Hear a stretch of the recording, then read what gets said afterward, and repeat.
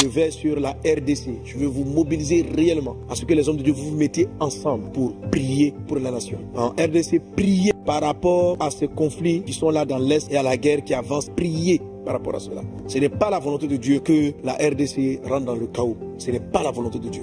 C'est une vraie attaque de l'ennemi contre votre nation. Levez-vous dans la prière, mettez-vous ensemble et priez pour chasser l'esprit de la destruction, pour chasser l'esprit de la désolation. Ne prenez pas encore du retard dans cette glorieuse destinée que cette nation représente pour toute l'Afrique. Donc mettez-vous ensemble. J'ai vu des programmes commencer. Je prie Dieu que vous puissiez les amplifier, où on fait taire les temps de différence et on sait une chose. On a Jésus-Christ qui nous est commun. On a notre Seigneur et Sauveur qui nous est commun. Et proclamons, annonçons une saison de grâce et de miséricorde sur la RDC. Dans cette saison-là, levons-nous, hommes de Dieu. Faisons des programmes communs d'intercession, de proclamation et de prière pour les nations dans lesquelles Dieu nous a établis. Pasteurs, prophètes, docteurs, évangélistes. Portons-les en prière. Prions pour le bien des nations. Faisons-le ensemble. Parce que malgré nos défauts et nos manquements, chacun d'entre nous porte une grâce particulière. C'est toutes ces grâces-là mises l'un en l'autre qui fait la lumière que Dieu a prévue pour la nation. Aucun seul, unique, lui seul, il va apporter toute la lumière dont le pays a besoin. Et si on arrive à joindre le peu de lumière que Dieu émane au travers de nous, toute la nation va briller. Car Dieu a suscité le nombre d'hommes de Dieu qu'il faut pour que la RDC, le Congo, le Gabon, le Cameroun soient protégés, soient préservés